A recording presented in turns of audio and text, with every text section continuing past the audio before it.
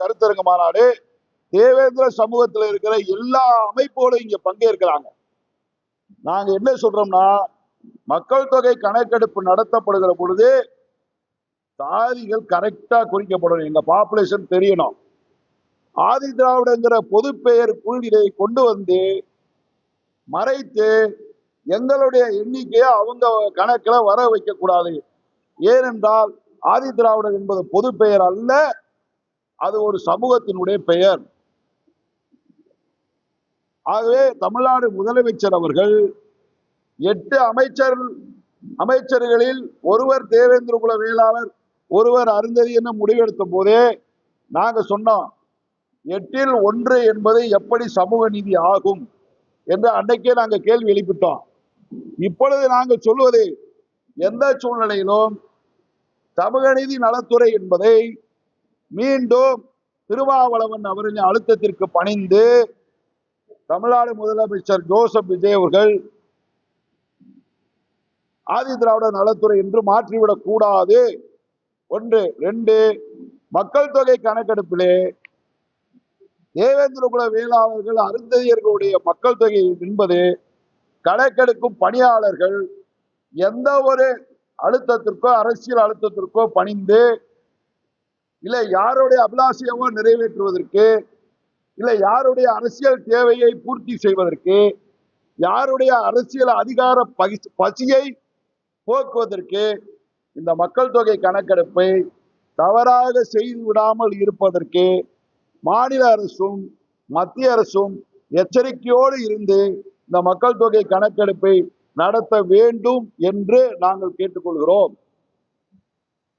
அதே நேரத்தில் பட்டியல் பிரிவில் இருக்கக்கூடிய தேவேந்திர குல வேளா அருந்ததியின மக்கள், ஏனைய பட்டியலின மக்கள் விழிப்புணர்வோடு இருந்து தங்களுடைய மக்கள் தொகை கணக்கிலே தங்களுடைய சாதி விவரங்களை விழிப்புணர்வோடு தெளிவாக குறிக்க வேண்டும் என்ற வேண்டுகோளையும் வைக்கிறோம்.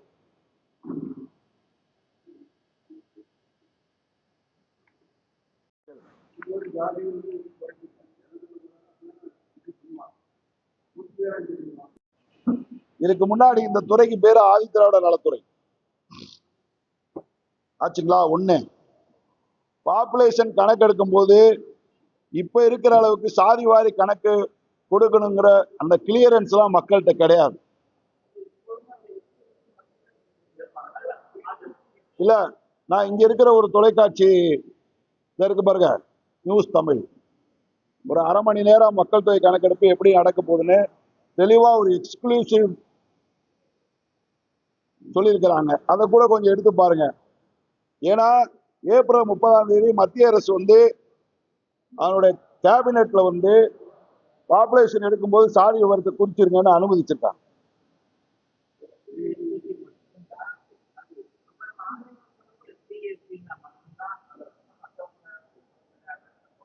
ஆனா இப்ப நாங்க எஸ்சின பட்டியல் சாதி என்ன பிரச்சனைனா, எங்களை ஆதி திராவிடனே கணக்கு வச்சுட்டே போயிட்டாங்க.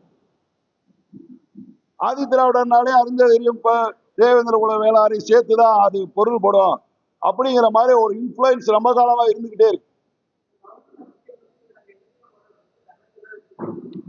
இல்ல இப்போ நீங்க சாதிவாரி கணக்கெடுப்ப அப்ப முதலமைச்சர் விஜய் அவர்கள் சாதிவாரி கணக்கெடுப்பு நாங்க அது செய்வோம், மத்திய அரசு இது எடுக்கிறாங்க, நாங்க அதை ஆடிட் பண்ணுவோம் சொல்றாங்க.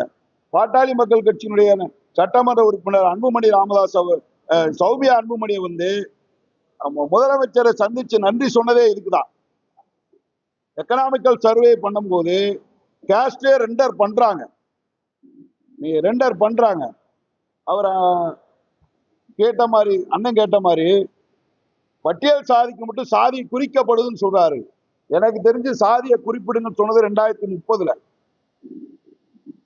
அதற்கு பிறகு சென்சஸ் தான் நடந்திருக்கு. எஸ்சினே போயிட்டாங்க. அப்படி என்று சொன்னால் ரவிக்குமார் நாங்க 3%, நாங்க 2% எதை வச்சு சொல்றாரு? ஆதி திராவிடர் 12% எதை வச்சு சொல்றாரு? என்ன கணக்கு? உதாரணத்துக்கு மதுரை மாவட்டத்தை எடுத்துங்க, இருக்கிற இந்த 10 தொகுதிகள்ல,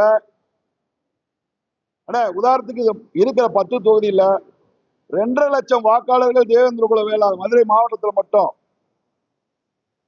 மதுரை மாவட்டத்தில் மட்டும் 2.5 லட்சம் வாக்காளர்கள் தேவேந்திர குல வேளாளர்கள்.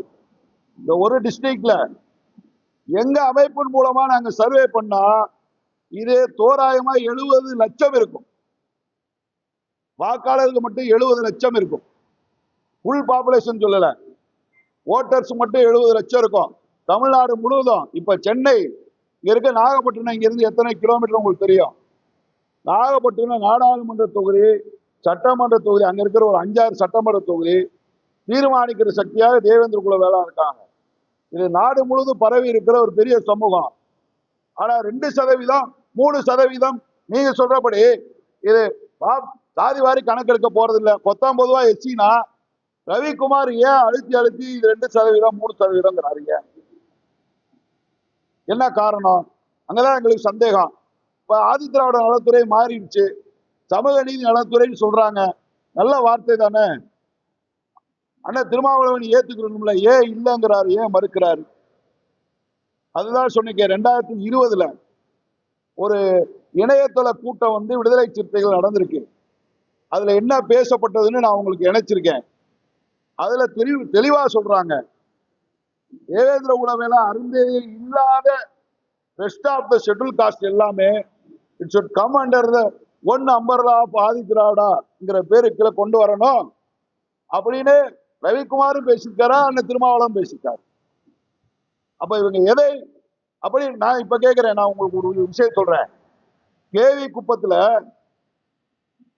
பூவை ஜெகன்மூர்த்தி போட்டி போட்ட போது அந்த தொகுதியில நீங்க வேட்பாளர் நிறுத்துங்க அப்படின்னு திமுக தலைவர் ஸ்டாலின் அவர்கள் கேட்ட போது அந்த தொகுதியில எனக்கு வேண்டாம், நான் நிக்க மாட்டேன்னு நான் மறுத்துட்டேன் திருமாவளவன் சொல்றாரு. அதே போல பொற்கொடி ஆம்ஸ்டாங் அவர்கள் போட்டி போட்ட திருவிக்கா நகர்ல நான் அவரை ஆதரிப்பேன், விடுதலை சிறுத்தைகள் அவருக்கு ஆதரவா இருக்குன்னு திருமாவளவன் சொன்னாரு.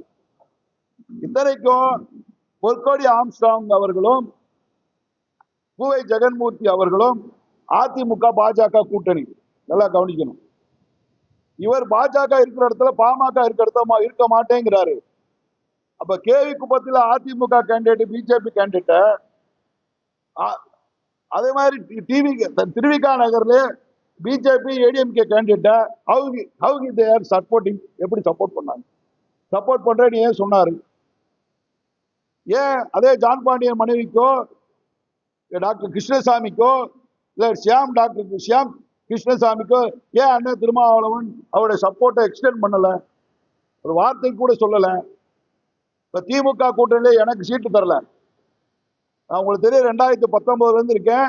2021 நிலக்கோட்டையில் நின்று நான் உதயசூரியன்ல எனக்கு திமுக கூட்டணியில டிக்கெட் கொடுக்கல.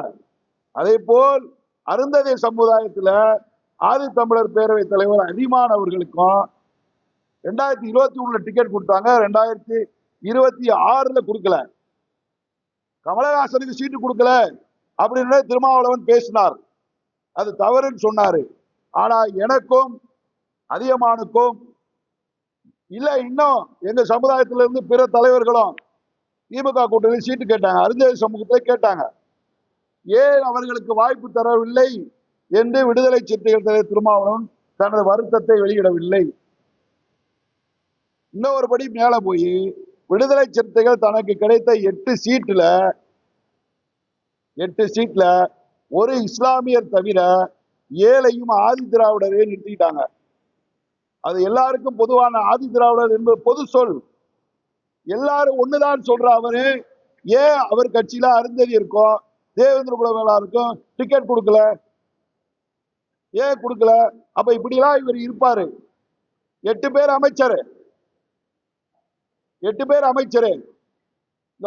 ஜோசப் விஜய்கிட்ட போய் இங்க வாங்க, இதுல இன்னொன்னு தேவேந்திர குல வேளாளருக்கு கூட கொடுக்கணும், அவங்க பாப்புலேஷன் கூடன்னு ஏன் சொல்ல மாட்டேங்கிறாங்க? அவங்க மக்கள் தொகை கூடுதல் ஏன் சொல்ல மாட்டேங்கிறாங்க? ஆக பொலிட்டிக்கல் சினோரியாவை பொறுத்த வரைக்கும் அவர்கள் ஒரு சாதி சார்ந்து இயங்கிவிட்டு சமூகம் என்று வரும்போது எல்லாரும் பொது, ஒரே கணக்கு, ஒரே பேர் என்று சொல்வது சந்தேகத்துக்குரிய விஷயம். கூடுதலாக பாப்புலேஷனை குறைச்சு சொல்லிக்கிட்டே இருக்காங்க. ஏன் சொல்றாங்க? நாங்க சொல்றோம் எங்களுடைய population 7% among the schedule cost.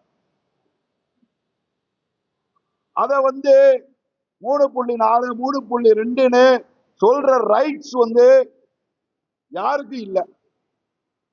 எங்கள் மக்கள் தொகை இவ்வளவுதான் என்று சொல்லக்கூடிய உரிமை யாருக்கும் இல்லை. அது அரசு தான் சொல்லணும், கவர்மெண்ட் சென்சஸ் தான் சொல்லணும், தனிநபர் சொல்லக்கூடாது. முன்கூட்டியே ஏன் சொல்றாங்க?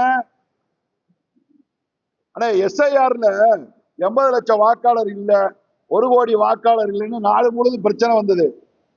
அது ஒரு கணக்கெடுப்பு தானே, அது ஒரு கணக்கெடுப்பு தானே. இப்ப விடுதலை சிறுத்தைகள் அதிகாரத்தில் இருப்பதாலதான் இவ்வளவு டென்ஷன் எங்களுக்கு.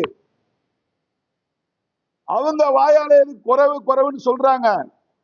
இதெல்லாம் பொது பேர்ல தான் இருக்குங்கிறாங்க. ஒரு ஒரு பொதுவான பிளாங்கெட்டை போட்டு மூட பாக்குறாங்க. ஏன் பாக்குறாங்க? வாட் இஸ் த நெசசிட்டி என்று சொன்னால், மொத்த மக்கள் தொகையிலேயும் ஆதி திராவிடர் தமிழ்நாட்டில் அதிகம் என்று நிலைநிறுத்தி விட்டால் அரசியல் அதிகாரத்தை அவர்கள் ஏகபோகமாக அடைந்து கொள்வதற்கு, அறுவடை செய்வதற்கு அது வசதியாக இருக்கும் என்று அவர்கள் கருதுகிறார்கள். ஆகவேதான் சென்சஸ் எடுக்கும் போது அரசு சாதிவாரி கணக்கெடுப்பு நடத்தணுங்கிறதுல நாங்க இன்னும் உறுதியா இருக்கோம். கணக்கு எடுக்கும் போது எங்க கணக்கை கரெக்டா எடுக்கிறோம். இவங்க சொல்ற மாதிரி நாங்க கம்மி இல்லைங்கிறோம். அது தப்பு, பொய் என்பதுதான் எங்களுடைய வாதம்.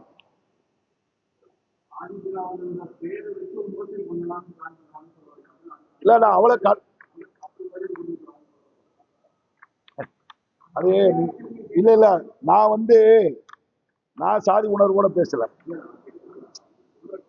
இல்ல, நான் ஆதி திராவிடர் மக்களை தனிப்பட்ட முறையில் அவர்கள் மீது எங்களுக்கு ஒன்றும் பிரச்சனை கிடையாது.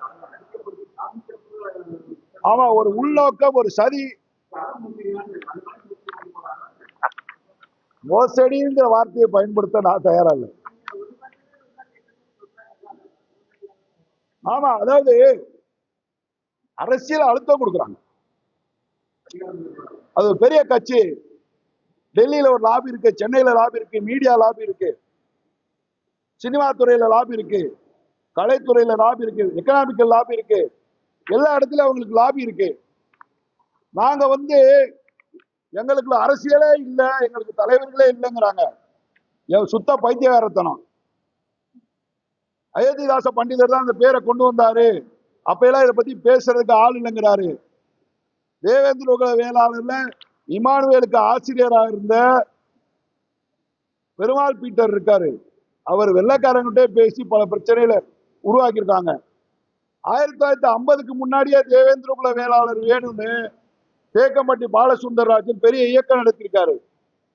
இமானுவேல் சேகரன் இதற்காக போராடி இருக்காரு.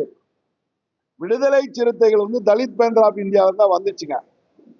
அதை தமிழ்நாட்டுக்கு கொண்டு வந்தவர் அவனியாபுரம் மலைச்சாமி. அவர் ஒரு தேவேந்திர குல வேளாளர். ஆக மொத்தம் இவங்க சொல்ற மாதிரி எந்த காலத்திலையும் நாங்க ஆதி திராவிடம்னு எங்களை சொல்லிக்கிட்டதே கிடையாது, எந்த நிலையிலையும். இப்ப தலித்துங்கிற வார்த்தையை பயன்படுத்துறாங்க. நாங்க என்ன சொல்றோம்? ஷெட்யூல் காஸ்ட் டிபார்ட்மெண்ட்னா அட்டவணை சாதி துறை அல்லது பட்டியல் சாதி துறைன்னு சொல்லுங்க. ஏன் வேற பொருந்தாத விஷயங்களை சொல்றீங்க? அப்படின்னா இல்ல, அப்படித்தான் சொல்லுவோங்கிறாங்க.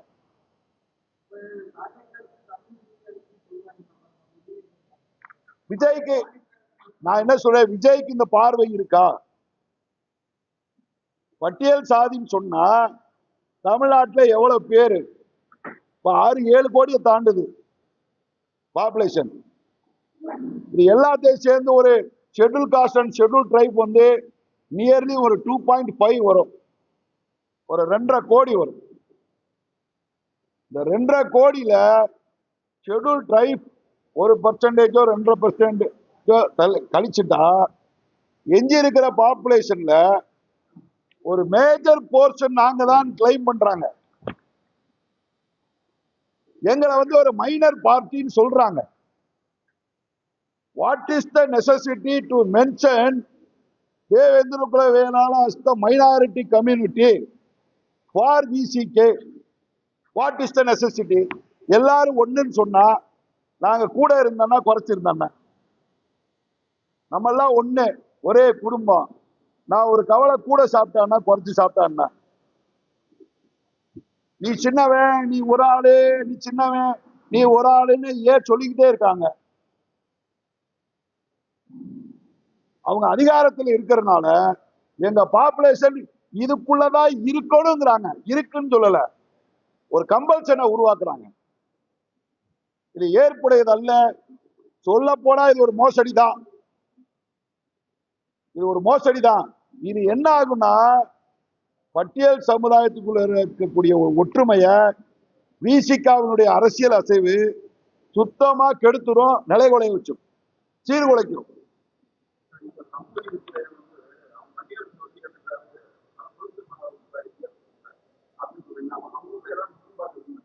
அது அவங்க உள்கட்சி விவரம். அவர் பேசுற மாதிரி சொல்றேன். அது அவர் உள்கட்சி பிரச்சனை, உட்கட்சி பிரச்சனை.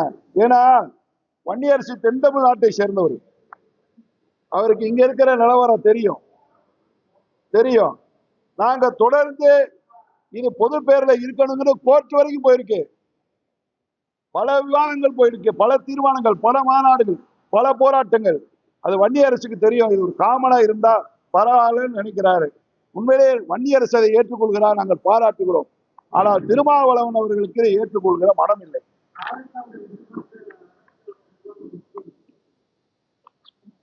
தாவேகாவுடைய 2 மாச நிர்வாகம் பல சிக்கல்களை தான் உருவாக்கிட்டு.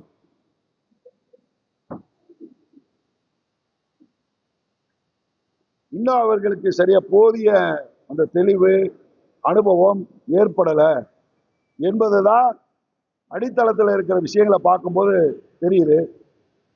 அவங்க இன்னைக்கு மேகதாட்டு விவகாரம், மேகதாட்டு அது மாதிரி இன்னைக்கு கோயில் நிலங்கள்லாம் வரிசையா ஒரு இடமா இதாயிட்டு இருக்கு.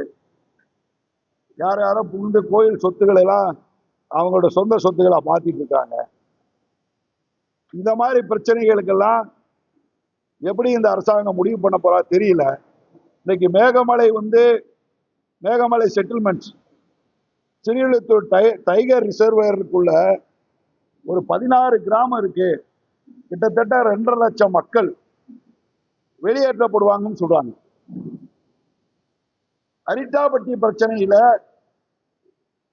அரிட்டாபட்டி மக்களை வெளியேற்றணும்னு சொல்லி மத்திய அரசு முடிவெடுத்த போது, டங்ஸ்டன் சுரங்கத்துக்காக பிரச்சனை வரும்போது மக்கள் ஒற்றுமையா போராடி டங்ஸ்டன் சுரங்கத்தை மீட்டிருக்கிறோம்.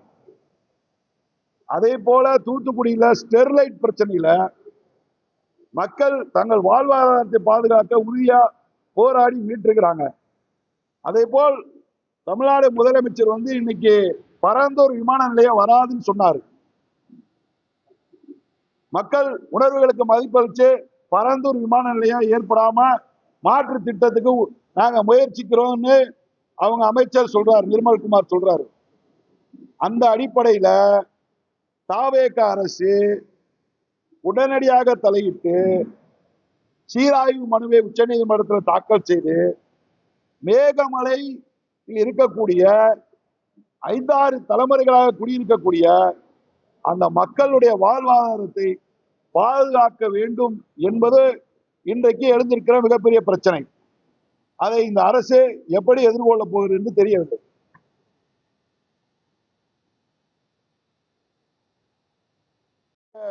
விசிகா இதுக்கு முன்னாடி எப்படி பேசிட்டாங்க சப்போர்ட் டாக்குமெண்ட்ஸ் கொடுத்திருக்கோம். இப்ப தொடர்ந்து அதை வலியுறுத்துறாங்க. இந்த பாப்புலேஷன்ல எந்த பிரச்சனையும் இடையூறு எங்களை சிறுமைப்படுத்துகிற வேலையை அவங்க செய்ய வேண்டாம். எங்களுடைய நிலைப்பாடு.